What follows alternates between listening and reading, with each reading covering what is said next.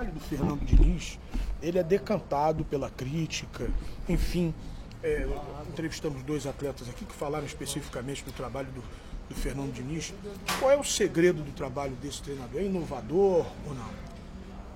É um trabalho onde eu acho que o diferencial, na verdade, do trabalho do Fernando é a característica, o conceito que ele procura utilizar, né? Que é de muita troca de passe, é um jogo de muita imposição tática, que ele joga com um número grande de jogadores no campo do adversário, entrando no último terço do campo, uma proposta onde inclusive os zagueiros participam muito da construção de jogo, onde ele procura dar uma ênfase à troca de passes e criando algumas situações como o tiro de meta, uma saída sob pressão, induzindo às vezes o adversário a pressionar e ele ganhar um espaço lá na sua última linha.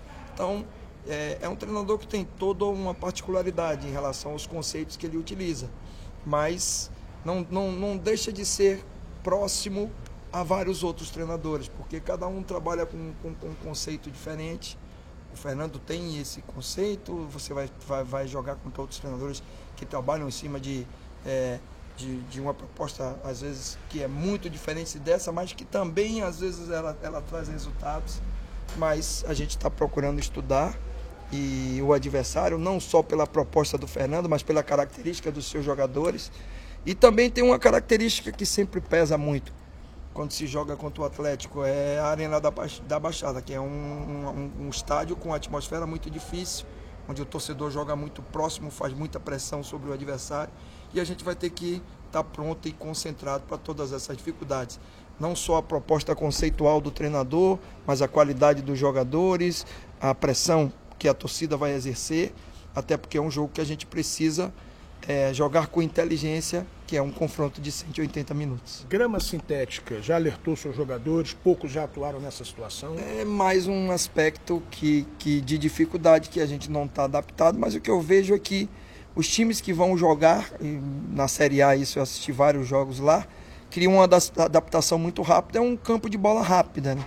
A gente já joga aqui no Castelão num campo também com essa característica, então a gente deve aquecer, conhecer melhor o piso, né? E eu acredito que a gente não vai ter problema em relação a isso. A chuteira muda com o campo sintético? Talvez mude. Talvez tenha que usar uma chuteira de um birro um pouco mais baixo, né? Que não seja uma trava um pouco mais alta.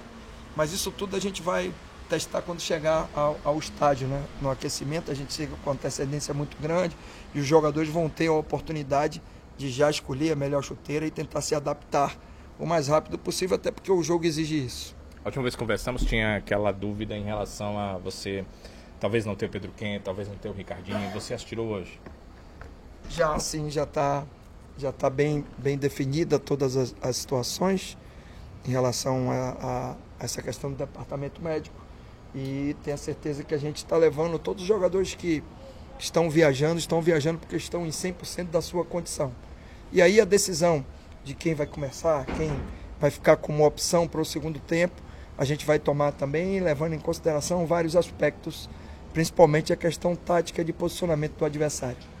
Você não pode dizer nada sobre isso pra gente? Não, eu prefiro não falar, porque eu falando eu vou estar dando dica pro adversário, quem vai, quem não vai, e essa hora é a hora da gente preservar as informações. Por conta dessa forma bem característica de jogar do adversário, muda alguma coisa na forma de jogar do seu time?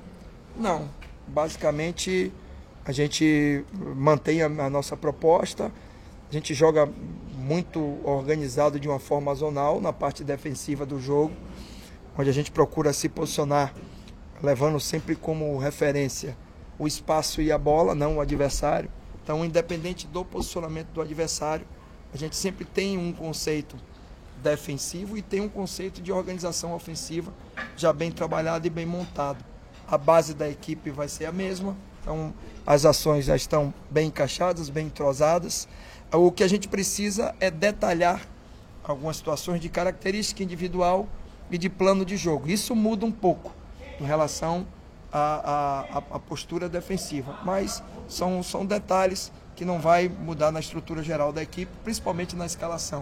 Por exemplo, eu não farei um posicionamento porque o adversário joga com 3 zagueiros, eu vou criar 3 zagueiros, ou vou trabalhar com 3 volantes. Não, a gente vai manter a nossa base e fazer o nosso plano de jogo com os espaços sendo bem ocupados em cima da análise que a gente fez da fotografia do adversário, já que eu acho que esse é o melhor caminho quando a gente enfrenta esse tipo de situação.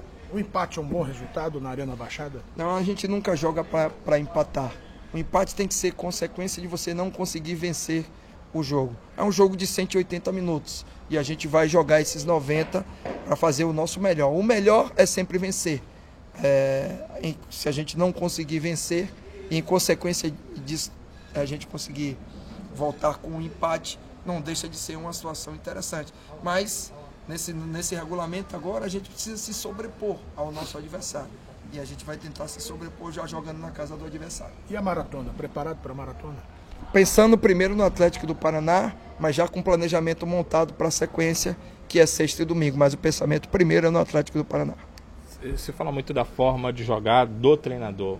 Nesse Atlético, como é que ele adaptou? O que deu para você avaliar do seu adversário? Não, é basicamente o que ele já fazia nos outros clubes. A mecânica de jogo é muito parecida, com uma linha de 3, um volante de construção entrando às vezes e torna uma linha de 4, zagueiros entrando no campo de adversário para propor o jogo de entrelinhas, com os alas mais agudos dando amplitude e os homens de dentro, o Guilherme, o Ribamar, e pode jogar o Bergson também, que foi meu atleta no Paysandu, que tem um entrelinhas muito bom, e o Nicão, que jogou aqui também, tentando fazer entrelinhas, e muita infiltração de volantes, que na verdade não são volantes, o Rosseto e o Veiga e o Rafael Veiga infiltram muito, são jogadores que têm qualidade de organização e têm poder de infiltração.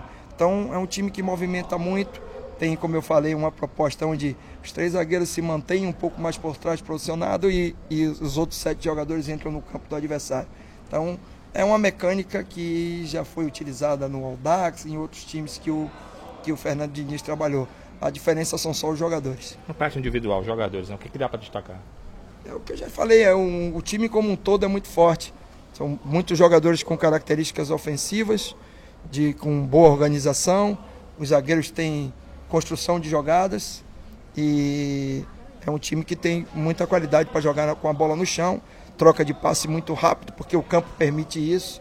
Então é um time muito forte como um todo. É o primeiro confronto entre 2 times de Série A na temporada, Chamusca, fora estaduais, O que dá para pensar que é o confronto mais difícil do Ceará até aqui na temporada? Eu acredito que sim. Pela qualidade do adversário, o investimento do adversário, a atmosfera de jogo, eu acho que vai ser o confronto mais difícil nosso na temporada e a gente está se preparando para todas essas dificuldades.